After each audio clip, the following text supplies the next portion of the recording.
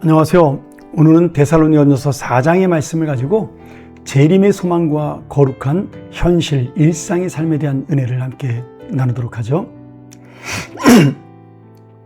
1장부터 3장까지가 영적 자녀들을 위한 바울의 애틋한 마음을 보여주는 사랑의 편지였다면, 오늘 4장부터는 다시 오실 예수님을 기다리는 재림의 소망을 우리에게 보여주면서 우리가 예수 그리스도를 기다리는 삶이 무엇인가를 보여주는 그러한 내용으로 말씀이 시작됩니다.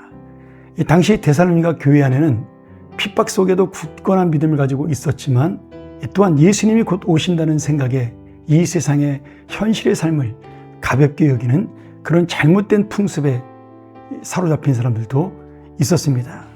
그래서 바울은 이 이야기를 듣고 재림을 꿈꾸는 사람들은 더욱더 하나님 앞에 신실하고 거룩한 삶을 살아야 된다는 그런 귀한 말씀을 남겨주게 된 것이죠. 그래서 먼저 바울은 하나님의 뜻은 거룩한 삶에 있다라고 말씀합니다. 3절에 음란을 버리고 하나님의 뜻이라고 말씀합니다.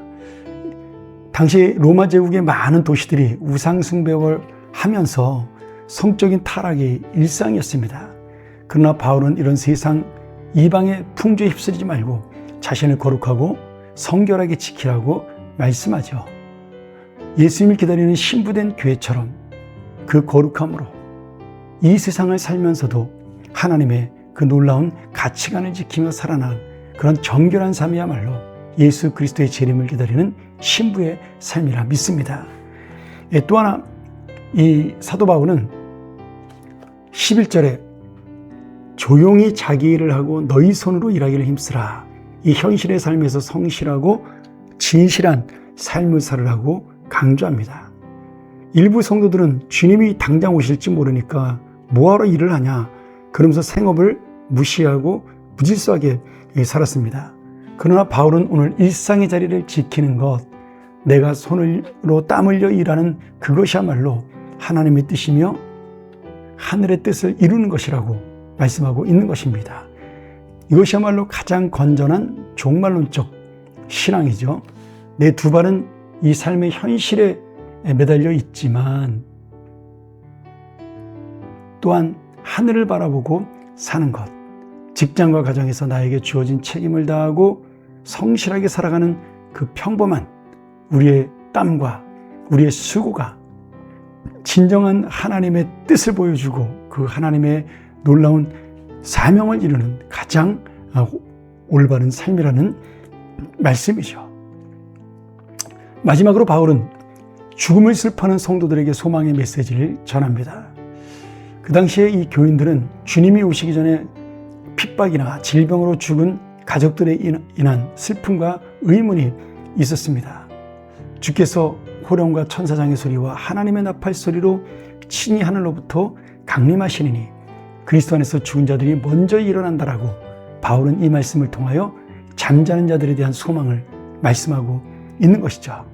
바울은 죽은 자들이 영원히 멸망한 것이 아니라 단지 하나님의 때를 기다리며 평안히 자고 있는 것이며, 예수님이 재림하는 그 순간 가장 먼저 부활해서 우리와 함께 주님을 맞이하게 될 것이라고, 영광의 날을 만날 것이라고 선포합니다. 오늘 그래서 우리가 죽음 앞에서도 이 세상 사람처럼 서운한 마음도 있고 그리고 두려운 마음도 있지만 절망하지 않는 것입니다. 우리에게는 부활과 영광스러운 재림의 소망이 굳건하게 내 영혼 속에 자리 잡고 있기 때문이죠. 사랑하는 여러분, 참된 재림의 소망이 결코 우리를 이 현실 가운데 무책임하거나 아니면 방관하도록 만들지 않습니다.